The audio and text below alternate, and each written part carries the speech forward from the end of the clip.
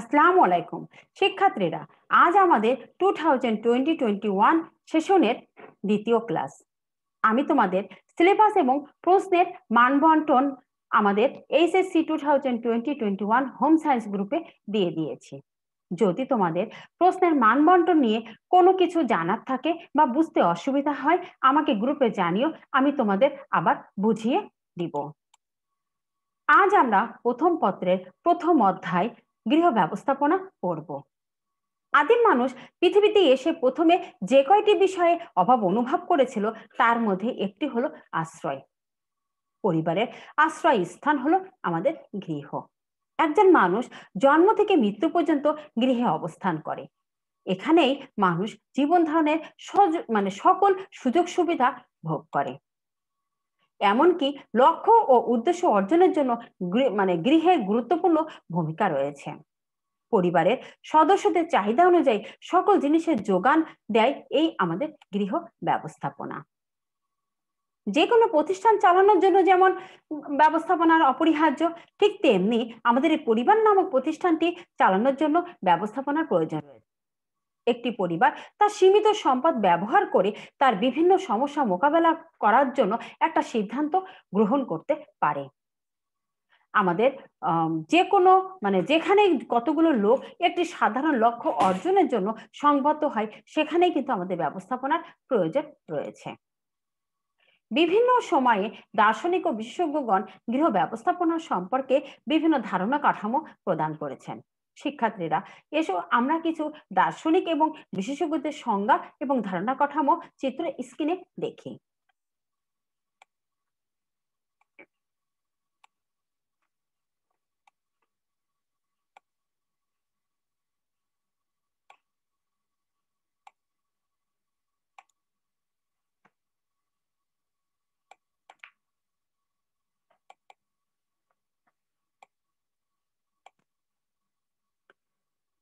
দেখো শিক্ষার্থীরা, গ্রস এবং ক্যান্ডেলের মতে গৃহ ব্যবস্থাপনা হলো একটি মানসিক প্রক্রিয়া, যার মাধ্যমে আমাদের পরিবারগুলো পরিকল্পনা, নিয়ন্ত্রণ ও মূল্যায়নের মাধ্যমে পরিবারের মানবীয় ও অমানবীয় সম্পদের সুষ্ঠু ব্যবহার করে উদ্দেশ্য অর্জন করে।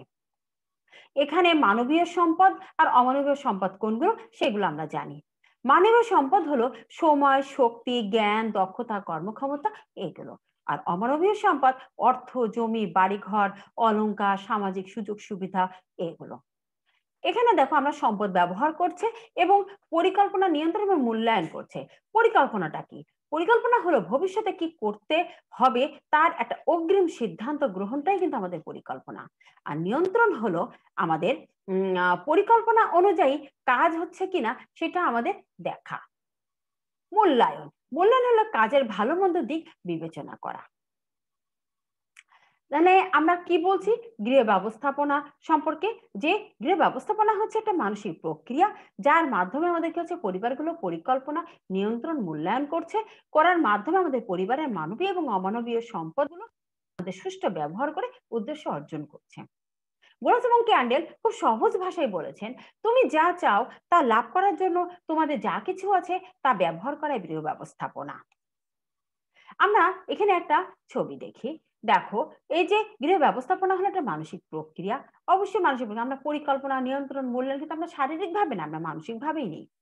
এবং আমাদের যা আছে, আমাদের মানবীয় এবং অমানবীয় সম্পদ, সেই সম্পদগুলো ব্যবহার করে আমরা কি করছি, পারিবারিক লক্ষ্য অর্জন করছি। নিকেল ও ডর্সি আমাদের গৃহ ব্যবস্থাপনাকে পারিবারিক জীবনের প্রশাসনিক দিকগুলো অভিভূত করেছেন। অবশ্যই কি গৃহ ব্যবস্থাপনার কি প্রশাসনিক দিক রয়েছে। আমাদের পরিবার কিন্তু একটা ক্ষুদ্র রাষ্ট্র, এই কারণেই আমাদের কি পরিবারের কিন্তু প্রশাসনিক দিক অবশ্যই আছে।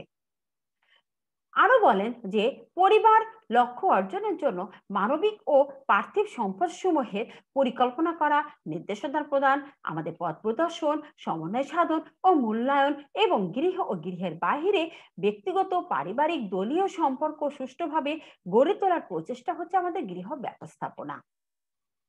দেখো, আমরা যে সম্পদগুলো ব্যবহার করছি, ব্যবহার করে যে আমাদের পরিকল্পনা, নির্দেশনা, পথ প্রদর্শন বা মূল্যায়ন আমরা যে করছি, সেগুলো শুধু কিন্তু আমাদের গৃহের মধ্যে নয়, সেগুলো গৃহে এবং গৃহের বাহিরেও, শুধু ব্যক্তিগতভাবে নয়, পারিবারিক এবং দলীয় সম্পর্ক গড়ে তোলার জন্য কিন্তু আমাদের এই প্রচেষ্টা হচ্ছে কিন্তু আমাদের গৃহ ব্যবস্থাপনা। এখন আমাদের একটা নিকেলের আমাদের একটা ধারণা কাঠামোর একটা চিত্র দেখি। দেখো, আমার কার্সারের দিকে খেয়াল করো যে এই যে এখানে দেখছো, এটা হলো আমাদের পরিবার, গৃহ। আমরা গৃহের ভিতরে আমাদের লক্ষ্য আছে, মূল্যবোধ আছে। এবার আমরা এখান থেকে কি করছি, যে তথ্য এবং পর্যবেক্ষণ এবং সৃজনশীল চিন্তা করে আমরা আমাদের সম্পদটাকে ব্যবহার করছি। এই ব্যবহার করার সময় অথবা মানে লক্ষ্য অর্জনের সময় আমাদের কিছু সমস্যা এবং পরিস্থিতি আমাদের পড়তে হয়। সেইগুলোর জন্য আমাদের কিছু সিদ্ধান্ত গ্রহণ করতে হয় এবং তা বাস্তবায়ন করতে হয়। এখন আমরা এই সিদ্ধান্তগুলো বাস্তবায়ন করেই আমরা সম্পদের ব্যবহার করে আমরা লক্ষ্য বা উদ্দেশ্য অর্জন করি। শিক্ষার্থীরা, এতক্ষণ আমরা আমাদের বিভিন্ন দার্শনিক এবং বিশেষজ্ঞদের আমরা সংজ্ঞা দেখলাম। আরো কিছু সংজ্ঞা আমরা দেখতে পাবো আমাদের বইতে, সেগুলো আমরা একটু পড়ে নিব। এখন আমরা যেটা জানবো সেটা হলো আমাদের গৃহ ব্যবস্থাপনার উদ্দেশ্য। গৃহ ব্যবস্থাপনার উদ্দেশ্য হলো আমাদের কর্মসূচি মানে আচরণ দ্বারা পরিবার অর্থাৎ দেশের কল্যাণ সাধন।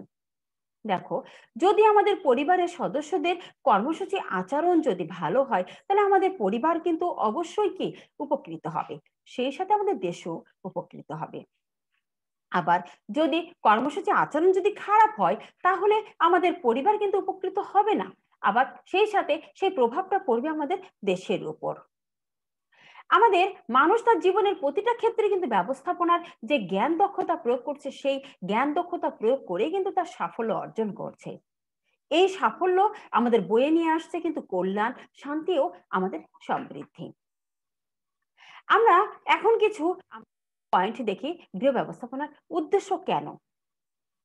প্রথমত, গৃহ ব্যবস্থাপনার স্তর বা পদ্ধতি সম্পর্কে ধারণা গঠন। আমাদের পরবর্তী অধ্যায়ে আমরা পড়ব গৃহ ব্যবস্থাপনার স্তর। সেখানে আছে পরিকল্পনা, সংগঠন, নিয়ন্ত্রণ, মূল্যায়ন, সিদ্ধান্ত গ্রহণ। আমরা সেগুলো আমরা পরের অধ্যায়তে আমরা আলোচনা করব। সেটা সেই সম্পর্কে কিন্তু আমরা গৃহ ব্যবস্থাপনার ভেতরেই কিন্তু এই গৃহ ব্যবস্থাপনার স্তর এবং ধারণা সম্পর্কে আমরা জানছি। সুষ্ঠু পারিবারিক জীবন গঠন। আমরা এই গৃহ ব্যবস্থাপনায় কিন্তু আমরা কিভাবে আমাদের জীবন গঠন করব সেটা কিন্তু আমরা শিখতে পারছি। সমস্যা সম্পর্কে সচেতনতা বৃদ্ধি। আমাদের জীবনে চলতে গেলে ছোট বড় অনেক সমস্যার সম্মুখীন হতে হয়। সেই সমস্যাগুলোও কিন্তু আমরা পরিবার থেকে কিন্তু আমরা সচেতন হয়েই কিন্তু আমরা আসছি যে কিভাবে আমরা মোকাবেলা করব। সঞ্চয় সম্পর্কে সচেতনতা বৃদ্ধি। এই যে আমাদের সঞ্চয়, আমাদের দুর্দিনে, আমাদের বিপদে যখন আমরা পড়ি, আমাদের যে কোনো মানে সম্পদ কিন্তু আমাদের সঞ্চয় তখন আমাদের মানে পাশে এসে দাঁড়ায়। বৃদ্ধ বয়সে আমাদের অনেক হলো সঞ্চয়ের দরকার হয়, সেগুলো কিন্তু আমাদের এই গৃহ ব্যবস্থাপনায় আমরা পেয়ে থাকি। পরিবেশ রক্ষা, সম্পদের সুষ্ঠু ব্যবহার। দেখো, আমাদের হয়তো অনেক সম্পদ থাকতে পারে, আবার অনেকের কম থাকতে পারে। যাদের কম আছে সেগুলো আমরা সুষ্ঠু ব্যবহার করে আমরা কিভাবে উদ্দেশ্য অর্জন করব সেই সম্পর্কে আমরা কিন্তু জানতে পারি। আবার অনেকে আছে, অনেক সম্পদ আছে কিন্তু কিভাবে ব্যবহার করবে সেটা কিন্তু তারা জানে না। দেখো, গৃহ পরিকল্পনা ও নির্বাচনে সচেতন হওয়া। আমরা কোথায় গৃহ হলো নির্মাণ করব, নির্বাচন করব, সেটা কিন্তু আমরা এখানে কিন্তু আমরা জানতে পারছি। গৃহ নির্মাণও কিন্তু সচেতন। আমাদের সুযোগ সুবিধা, গৃহ আমরা যেখানে নির্মাণ করছি সেখানে সুযোগ সুবিধা কেমন, বাজার ঘাট, শিক্ষা প্রতিষ্ঠান, চিকিৎসা, এগুলো করে আমাদের গৃহ নির্মাণ কিন্তু করতে হবে। কর্মজীবী নারীদের সুষ্ঠু জীবনযাপন। আমাদের শহর কেন্দ্রিকে আবার গ্রামেও আমাদের কর্মজীবী নারী রয়েছে। তারা কিভাবে আমাদের জীবনযাপনটা সুষ্ঠুভাবে করবে সেটাও কিন্তু গৃহ ব্যবস্থাপনা থেকে কিন্তু জেনে আসে। মূল্যবোধের গুরুত্ব। দেখো, মূল্যবোধ সবার এক নয়। তোমার এক ধরনের মূল্যবোধ, আমার এক ধরনের মূল্যবোধ। প্রত্যেকের কিন্তু আলাদা আলাদা মূল্যবোধ রয়েছে। তার পরিবার থেকে কিন্তু গড়ে ওঠে তার মূল্যবোধটা কেমন। এই কারণে কিন্তু মূল্যবোধের গুরুত্ব কিন্তু অপরিসীম। পরিবেশের ভারসাম্য রক্ষায় সচেতন হওয়া। আমাদের দেখো এখন কার্বন ডাইঅক্সাইডের পরিমাণ কিন্তু বেড়ে যাচ্ছে, অক্সিজেনের পরিমাণ কমে যাচ্ছে। সেই ব্যাপারেও কিন্তু আমরা আমাদের গৃহ ব্যবস্থাপনা থেকে কিন্তু আমরা সচেতন হতে পারি। আধুনিক সরঞ্জামের যত্ন ও রক্ষণাবেক্ষণ। দেখো আগেকার যুগে কিন্তু ভাত রান্না করা হতো পাতিলে, আবার আমাদের কাঠের চুলায় রান্না করা হতো। কিন্তু এখন আমাদের গ্যাস, ইন্ডাকশন ওভেন, ওভেনে কিন্তু আমরা রান্না করছি। আমরা ফ্রিজ ব্যবহার করছি, আমরা রাইস কুকার ব্যবহার করছি, কারি কুকার ব্যবহার করছি। এই যে আধুনিক সরঞ্জামের যত্ন আমরা কিভাবে নিব, কিভাবে ব্যবহার করব, কিভাবে রক্ষণাবেক্ষণ করব, এইগুলোও কিন্তু আমরা গৃহ ব্যবস্থাপনায় পেয়ে থাকি। জীবনযাপনের মান আমাদের দায়িত্ব কর্তব্য। দেখো পরিবারের প্রত্যেক সদস্যেরই কিন্তু দায়িত্ব কর্তব্য রয়েছে। তারা ছোটবেলা থেকেই কিন্তু শিখে আসছে তাদের দায়িত্ব কর্তব্য সম্পর্কে। সিদ্ধান্ত গ্রহণ এবং বাস্তবায়নের ক্ষমতা বৃদ্ধি। দেখো যদি ছোটবেলা থেকে যদি সিদ্ধান্ত গ্রহণ যদি না শেখে বা সেটাকে কিভাবে বাস্তবায়ন করবে সেটা যদি না শেখে, তাহলে সেই মানুষটি তার কর্মজীবনে বা তার বড় হওয়ার পরে কিভাবে প্রয়োগ করবে সেটা কিন্তু তারা সঠিকভাবে করতে পারবে না, সঠিকভাবে সিদ্ধান্ত গ্রহণ করতে পারবে না। সেই সিদ্ধান্ত গ্রহণ করলেও বাস্তবায়ন কিভাবে করবে সেটা সঠিকভাবে তারা করতে পারবে না। শিক্ষার্থীরা, আজকে আমরা এই পর্যন্তই পড়ব। আগামী ক্লাসে আমরা প্রেরণা সৃষ্টিকারী যে ধারণাসমূহ, আমাদের মূল্যবোধ, আমাদের মান এবং লক্ষ্য, সেই সম্পর্কে আমরা আলোচনা করব। সবাইকে আমি ধন্যবাদ জানিয়ে আজকের ক্লাস এখানে শেষ করছি। আল্লাহ হাফেজ।